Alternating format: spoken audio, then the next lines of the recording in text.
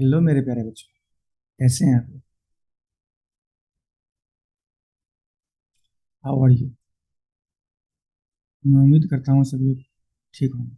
ठीक है। तो बच्चों, आज हम लोग शुरू करने वाले हैं class 12th class 12th NCERT physics chapter 1 के एक्सरसाइज क्वेश्चन एक्सरसाइज का क्वेश्चन एक्सरसाइज का एक्सरसाइज का क्वेश्चन क्वेश्चंस। ओके। देखिए, ये अपने पास क्या है? एनसीईआरटी क्लास 12th का क्या है ये? कवर पेज है। ठीक है। अपने चैप्टर का नाम है electric charges and fields. Okay, तो चलिए बिना किसी देरी के हम लोग शुरू करते हैं। ओके, तो देखिए क्वेश्चन में क्या दिया गया अपने को। एक सेकेंड, हम लोग देख लेंगे अच्छे से। देखिए क्वेश्चन जो है उसमें क्या दिया गया।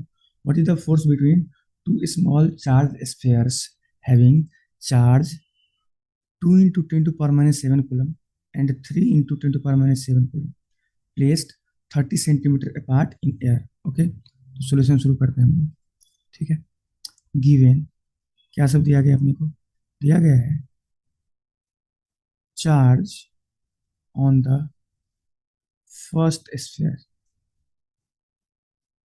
उसको अगर मैं Q1 बोल लूंगा तो क्या होगा? 2 × 10⁻⁷ कूलम। ठीक है। और charge on the second sphere Q2 अगर उसको बोल लूंगा तो क्या होगा? ये क्या दिया हुआ है? 3 × 10⁻⁷ कूलम। ठीक है। अब देखिए कूलम क्या होता है? कूलम होता है SI unit of charge. But ये डिस्टेंस जो दिया हुआ है मुझे सेंटीमीटर में दिया हुआ है, ये होता है सीजीएस यूनिट। ठीक है। और मुझे बोला गया है फोर्स निकालने के लिए। अगर हम लोग फोर्स निकालने की कोशिश करेंगे तो फोर्स का जो यूनिट होता है वो न्यूटन होता है या डाइन होता है। या तो हम लोग सीजीएस यूनिट में निकालेंगे, नहीं तो हम लोग एसआई यूनिट में निकालेंगे। अगर एसआई यूनिट में निकालेंगे तो फोर्स में यूज होने वाले जितने भी पैरामीटर हैं वो सारे के सारे एसआई यूनिट में होना चाहिए। तब हमारा फाइनली जो रिजल्ट आएगा उसका भी यूनिट एसआई यूनिट में होगा। ठीक है। तो देखिए डिस्टेंस जो दिया हुआ है अपने को कितना दिया हुआ है? आर जो है वो क्या है? 30 centimetre. We know that centimetre is the CGS unit of length distance, but we need to SI unit of length. So if we want to convert centimeter into metre, तो बताइए अगर हम लोग कोशिश करें तो क्या करेंगे? हम लोग क्या जानते हैं? 1 मीटर इक्वल टू 100 सेंटीमीटर होता है। 1 centimetre equal to 1/100 centimetre metre हो जाएगा। मुझे क्या करना है? 30 सेंटीमीटर को चेंज करना है, तो 30/100 हो जाएगा मीटर। तो 30 सेंटीमीटर इक्वल टू क्या होगा? ये क्या होगा? ये 0.3 मीटर ये होगा। ठीक है। तो ये क्या हो जाएगा? 0.3 मीटर। अब मुझे कैलकुलेट करने को क्या बोला गया है? मुझे कैलकुलेट करने को बोला गया है इलेक्ट्रोस्टैटिक फोर्स। चलिए लिखते हैं electrostatic force between the two sphere is given by Coulomb's Coulomb's law as क्या होता है बताइए? F equal to 1/4 pi epsilon naught Q1 Q2/r²। ये होता है अपने पास। But we know that what is this epsilon naught? This epsilon naught क्या होता है? ये होता है क्या? क्या यही होता है permittivity of free space? Okay. And ये जो अपने पास 1/4 पाई एप्सिलॉन नॉट होता है, इसका वैल्यू क्या होता है अपने पास? 9 × 10⁹ यूनिट क्या होता है इसका? न्यूटन मीटर स्क्वायर पर कूलम स्क्वायर। अभी मेरे पास सारे के सारे वैल्यू आ गए हैं। अब मैं अगर फोर्स कैलकुलेट करना चाहूँ तो क्या लिखूंगा? वो लिखते हैं, सर सब्स्टिट्यूट कीजिए। Now on substituting the given values, तो कूलम्स लॉ क्या हो जाएगा, then coulomb's law becomes F equal to 9 into 10⁻⁹ into 2 into 10⁻⁷ into 3 into 10⁻⁷ by are square था ना, आर कितना आया मीटर में, 0.3, तो उसका स्क्वायर हो जाएगा। अब बताइए, जब हम लोग इसको कैलकुलेट करने की कोशिश करेंगे तो ये कितना होगा, ये हो जाएगा 6 × 10⁻³ न्यूटन। लिख देंगे therefore F equal to 6 × 10⁻³ newton. ये फोर्स किस कंडीशन का है, जब दो दो स्फेयर का डिस्टेंस कितना है, 0.3 मीटर।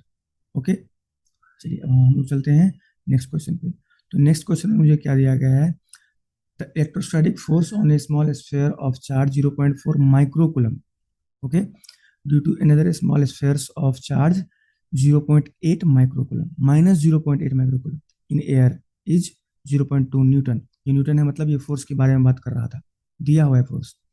ए में पूछा जा रहा है what is the distance between the to spheres, force दिया हुआ है, चार्ज दिया हुआ है, डिस्टेंस पूछ रहा है। बी में क्या पूछ रहा है, what is the force on the second sphere due to the first sphere. ठीक है, फर्स्ट का पहले बनाते हैं, ए, ठीक है। एफ कितना दिया हुआ है अपने को, 0.2 न्यूटन, ठीक है। Q1 कितना है, 0.4 माइक्रोकूलम, ये कितना होगा, 0.4 इंटू 10⁻⁻⁶ कूलम। Q2 कितना दिया हुआ है, 0.−0.8 माइक्रोकूलम, ये कितना हो जाएगा, -0.8 इंटू 10⁻⁻⁶ कूलम। ओके, तो अगर हम लोग कूलम लॉ से निकालना चाहें, क्योंकि हमारे पास चार्जेस, दो चार्जेज हैं, फोर्स हैं और डिस्टेंस पूछ रहा है, तो ऑब्वियसली हम लोग कूलम्स लॉ यूज करेंगे। तो क्या लिखेंगे, लिखेंगे F equal to 1/4πε0 Q1 Q2 by are square, और यही आर मुझे फाइंड करना है, आर है। तो बताइए आर इक्वल टू हम लोग यहाँ से क्या लिख सकते हैं, आर इक्वल टू लिख सकते हैं Q1 Q2 बाई 4πε0 एफ, है कि नहीं। आर आर स्क्वायर को उधर ले जाइए, ठीक है, एफ को यहाँ लाइए, उसके बाद रूट कर दीजिए, सिंपल सा है आर इज। अब यहाँ पर क्या करना है, आर निकालने के लिए, आर निकालने के लिए करना है Q1 का वैल्यू यहाँ पे पुट कीजिए, Q2 का वैल्यू यहाँ पे पुट कीजिए, और 1/4πε0 का वैल्यू हमको पता है कितना होता है, 1/4πε0 का वैल्यू क्या होता है अपने पास, 9 × 10⁻⁹, ठीक है, और एफ दिया हुआ है 0.2 मीटर, ठीक है। वैल्यू पुट करेंगे, करें, चलिए पुट करते हैं। लिखेंगे R equal to 0.4 into 10⁻⁻⁶ into 8 into 10⁻⁶ into 9 into 10⁻⁹। Okay, अब नीचे क्या बच गया, सिर्फ एफ, एफ कितना है, 0.2। इसको जब करेंगे तो ये कितना होगा, इसको जब करेंगे तो ये कितना होगा बताइए, ये हो जाएगा अपने पास, ये पॉइंट, ये पॉइंट, 2, 2 या 4, ठीक है। अब क्या होगा, 8 × 16, 16 9 जा 144, ये कितना हो जाएगा, -6 12, -12, -12 और +9 +3 इन पावर, ये कितना होगा, 6 6 12 9, ओके। तो ये हो जाएगा कितना, ये हो जाएगा -4, ओके। 144 क्या होता है, 144 क्या होता है, 144 होता है 12, रूट अंडर 144 क्या होता है अपने पास, अपने पास जो होता है रूट अंडर 144 क्या होता है, 12, 12, 12 को 12 से मल्टीप्लाई करेंगे तो मिल जाएगा 144। ये क्या होगा, क्या होगा ये होगा 12 इंटू 10⁻⁻², इसको हम लोग क्या लिखेंगे, 0.12, और ये भी आएगा मीटर आ जाएगा, ठीक है। ये निकल गया, क्या निकल गया अपने पास, 0.21 metre is the distance between the two spheres. Okay, B में क्या पूछ रहा है, what is the force on the second sphere due to the first sphere. अब देखिए बी लिखेंगे। देखिए, हम लोग जानते हैं कि एक चार्ज दूसरे चार्ज पे जितना फोर्स लगाता है, दूसरे चार्ज फर्स्ट पहले वाले चार्ज पे भी उतना ही फोर्स लगाता है।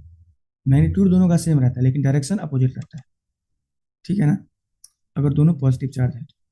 लेकिन यहाँ पर क्या है, एक पॉजिटिव है एक नेगेटिव, ठीक है। तो देखिए इस कंडीशन में क्या होगा, एक बात बताइए, हम लोग जानते हैं from Newton's third law of motion we know that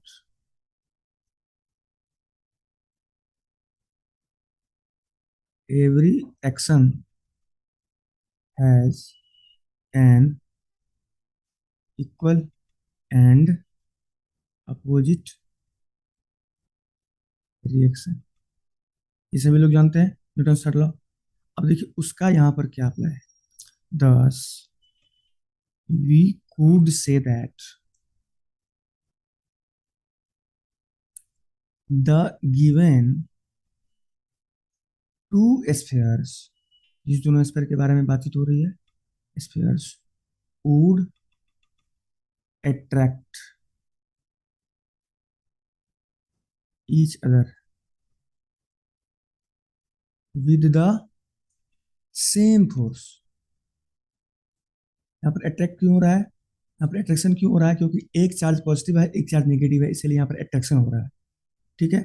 और Newton third law of motion से हम लोग क्या जानते हैं, ये इक्वल जो है, ये जो Newton third law of motion में ये जो इक्वल होता है, ये इक्वल क्या होता है, ये equal in magnitude but opposite in direction.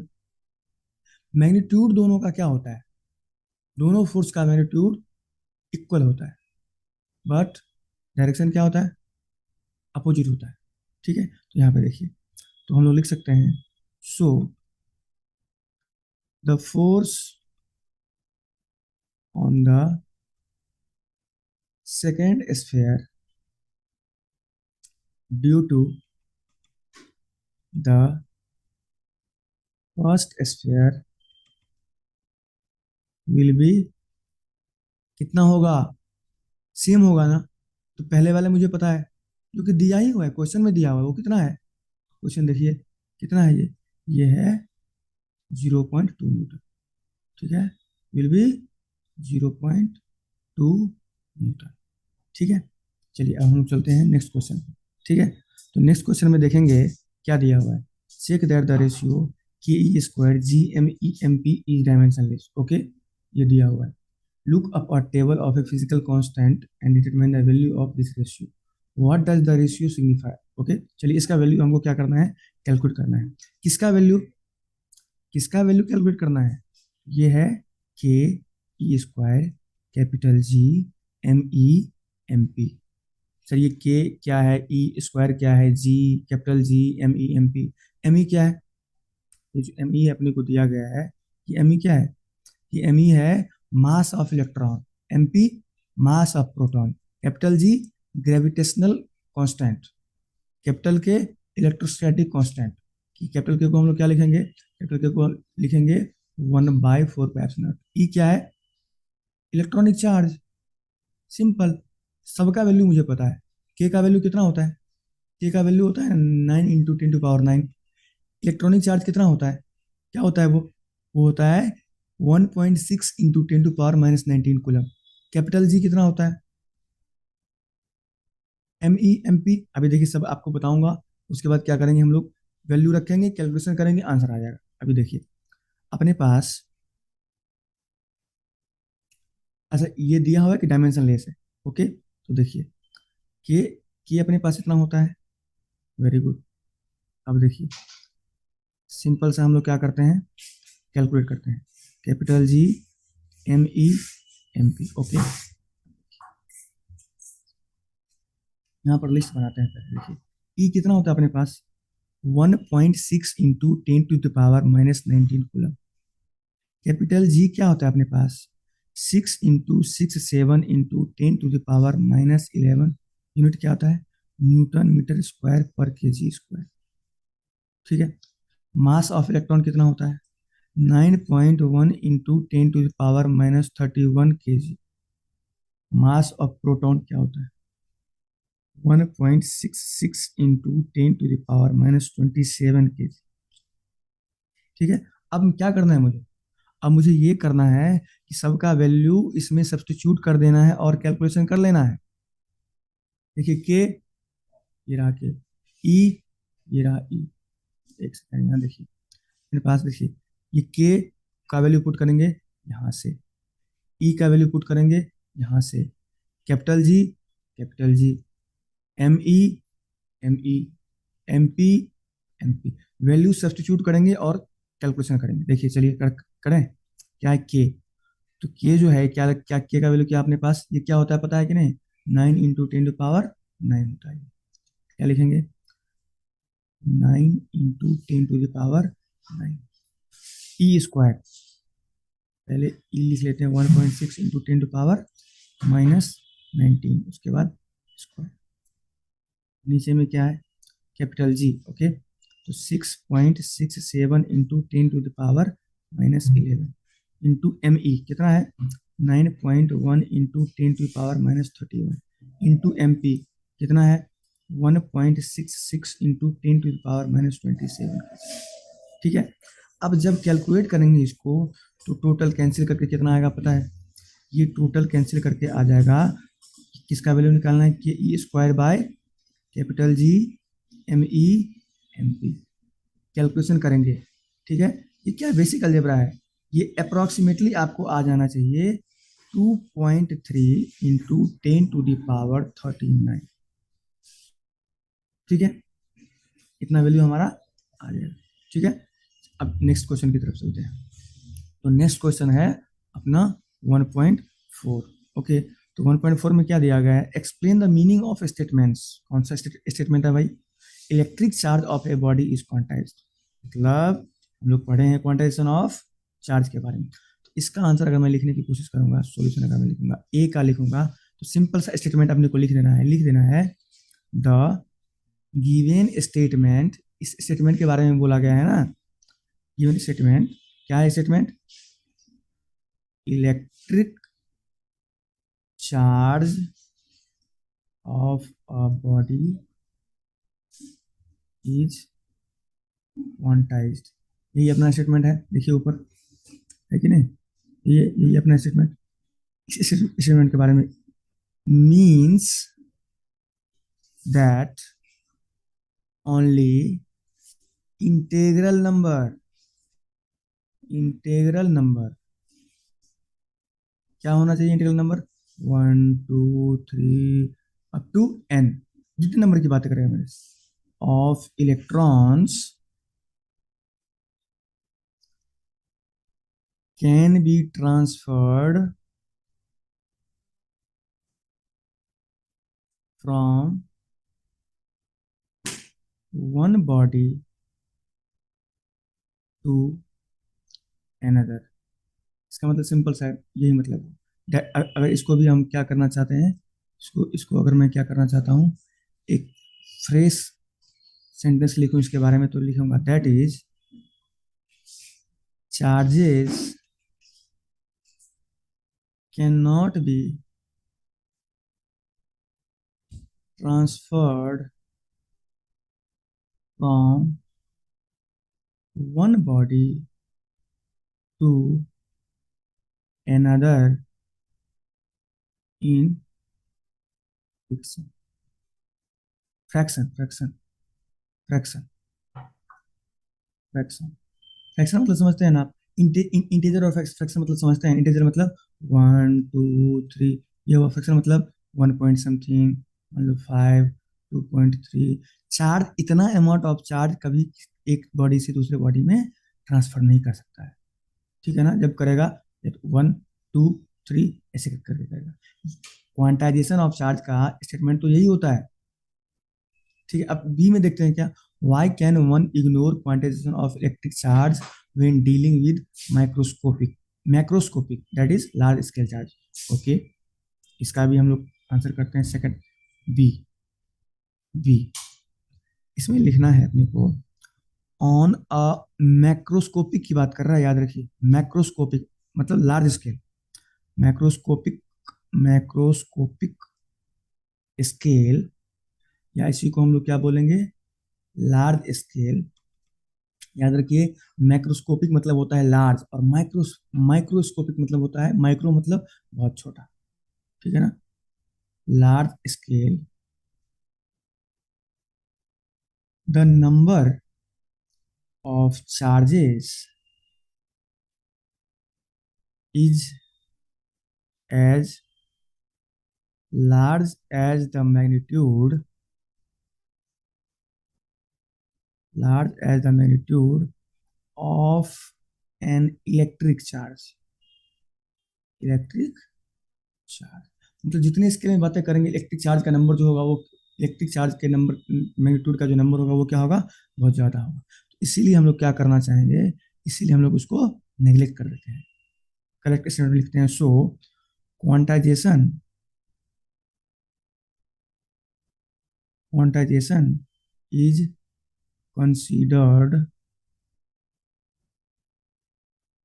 insignificant at a macroscopic scale for an electric charge, and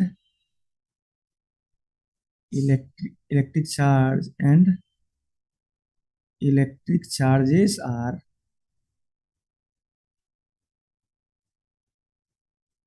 considered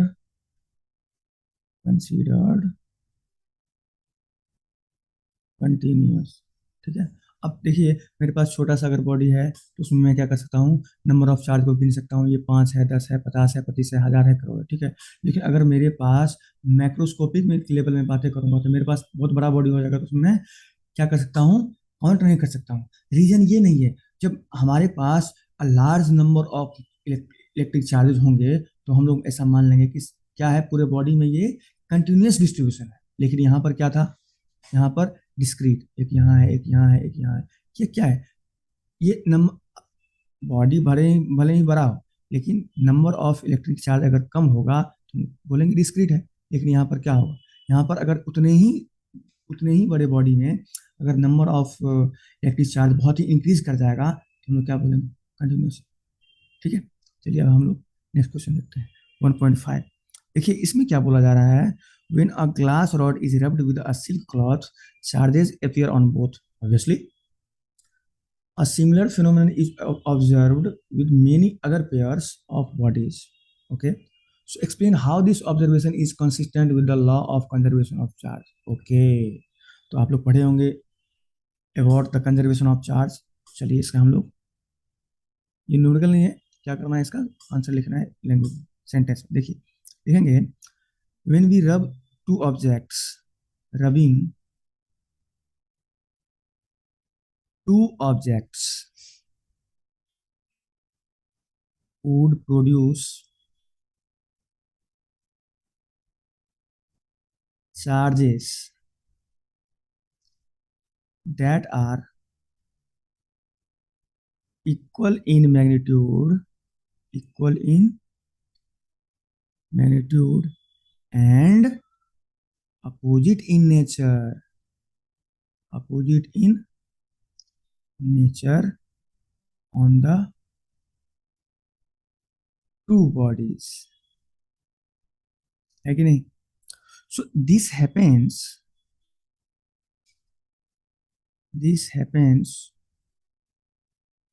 due to the reason that charges are created in pairs, है कि नहीं, ट्रांसफर होता है पेयर में। Okay, full stop. इसी phenomenon को, this phenomenon is called charging by friction. Charging by friction, क्योंकि हम लोग ये एक्टिविटी कब करते हैं, रब करने से। तो रब करने को ही तो हम लोग फ्रिक्शन बोलते हैं। ठीक है, आगे लिखना है अपने को, the net charge, the net charge of the system remains zero. Transfer हो गया, लेकिन अगर अगर नेट चार्ज की बात करेंगे तो जीरो ही होगा ना, चार्ज क्रिएशन नहीं हुआ ना।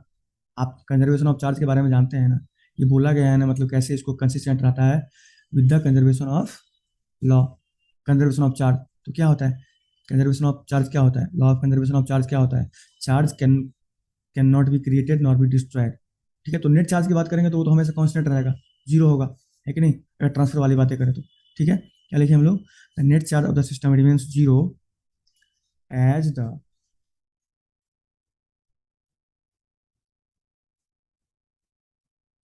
As the opposite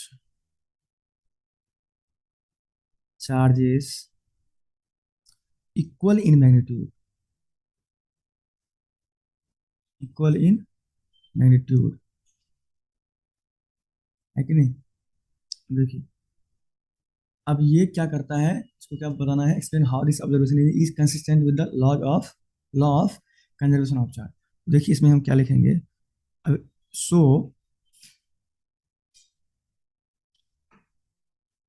rubbing a glass rod with a silk cloth creates opposite charges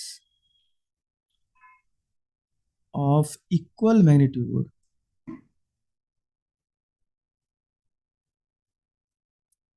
on both of them, and this observation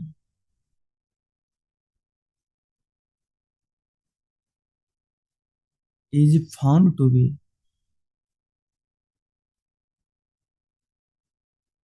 consistent consistent with the, इसके साथ, with the law of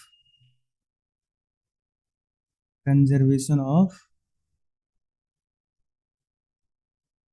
charge, law of conservation of charge। Okay, तो देखिए प्यारे बच्चों, आज हम लोगों ने class twelfth NCERT physics, class class twelfth NCERT physics, okay, chapter 1, exercise question किया, एक्सरसाइज क्वेश्चन किया हम लोगों ने, 5 क्वेश्चन किया 1.5 तक। ठीक है, 1.6 से हम लोग आगे वाले वीडियो में करेंगे, वो वीडियो भी बहुत जल्दी अपलोड करूंगा मैं आप लोगों के लिए। अगर आप लोग इस टाइप का वीडियो चाहते हैं, अगर आप लोग इसी टाइप से एक्सरसाइज का क्वेश्चन चाहते हैं, एनसीईआरटी के 11th का हो या फिर 12th का हो, तो आप लोग क्या कीजिए, ये जो चैनल है फिजिक्स बाबू, है ना, बहुत सारे बाबू होंगे आपके भी, तो इस चैनल का नाम ही है फिजिक्स बाबू। ठीक है, इसको आप लोग क्या कीजिए, सब्सक्राइब कर लीजिए। सब्सक्राइब करने के बाद क्या करना है, प्रेस बेल आइकन। ये बेल आइकन क्यों प्रेस करना है, मैं जब भी वीडियो अपलोड अपलोड करूंगा ना, आपको नोटिफिकेशन चला जाएगा, 1 या 2, एक वीडियो अपलोड हुआ है, 2 वीडियो अपलोड हुआ है, आपको नोटिफिकेशन चला जाएगा, तो आप उसी टाइम पे उस वीडियो को देख पाएंगे। क्वेश्चंस हैं, क्वेश्चंस इंपॉर्टेंट होते हैं, है कि नहीं, बहुत लोग बहुत जगह से पढ़ लेते हैं, यूट्यूब से, कहीं आप ऑफलाइन कोचिंग पढ़ते होंगे, ऑनलाइन पढ़ते होंगे, लेकिन क्वेश्चन बनाने में दिक्कत होता है। ठीक है, और आप कुछ भी और चाहते हैं फिजिक्स में, आप कमेंट कर सकते हैं। ठीक है, मैं यही आप लोगों से बोलूँगा, सब्सक्राइब कर लीजिए, और भी वीडियो आते रहेंगे आप लोगों के लिए। ठीक है, thank you. Okay bye, take care.